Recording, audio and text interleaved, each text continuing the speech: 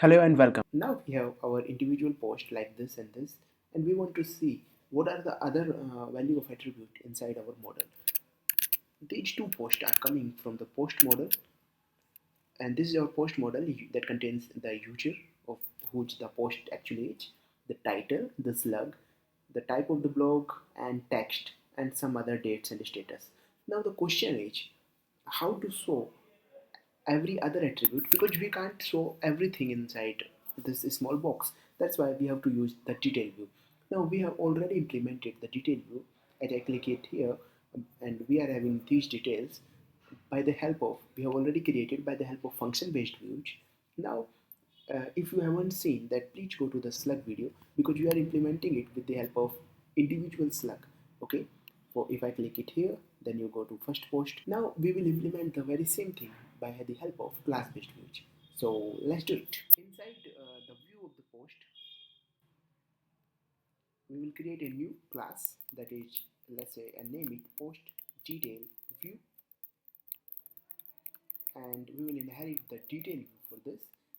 Okay, and if you haven't imported detail view, just do it with the help of Django.views.generic and implement detail view, list view, update view, in fact create view, whatever you like. Okay, now inside the detail view, we need only, inside this class we need model, this is post model, and one more thing that we have to give to this view, that is template name, where we will render everything. So template name inside the quotes, then folder wherever you want to create the template, and the name of the template. So I'm saying just detail.html. There you go. Now we have template name, and that is detail.html. So I will create inside this post folder a new file named this detail.html. So let's do detail.html. Okay, and now it is the right time to connect our this view with the URL. So that's why jump to the urls.py of your app and import this post detail view from here into this URL. So there you go. So we have post detail view here imported and a path. Now it is very important to know that path will also contain a integer, that is primary key pk value also, because you are getting the detail and the detail is of one specific post object. So to identify which post object it is, we have to give the pk. Okay, in list view we don't need to give the pk because it is rendering everything, every post.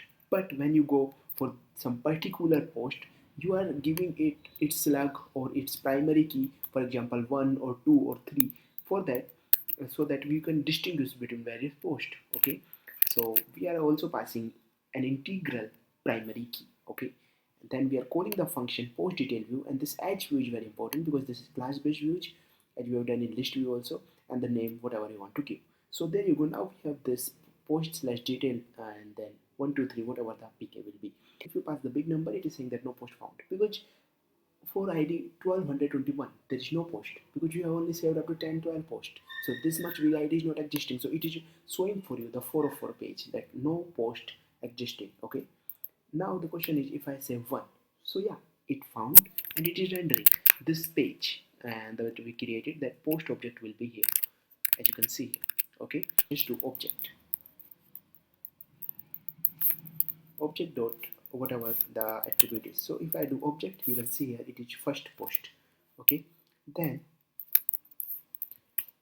if I want to do some specific to print some specific attribute, you can say object dot user, object dot title, object dot text, and whatever you want to give. So in our HTML page, you can write object dot text, then with some break you can write object dot title, and with some again break you can write object dot id also. So here you go. Now you can see here, this is whole text, this is your title, this is your id that you have passed here.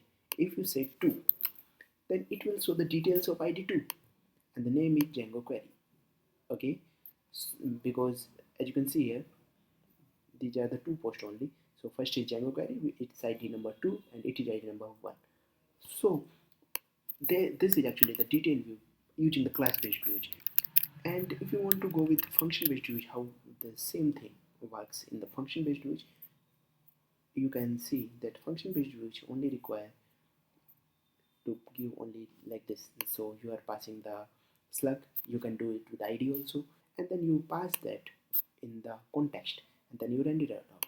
So this is how the detailed view works in function based view, and this is in class based view that you have just seen. Thank you so much.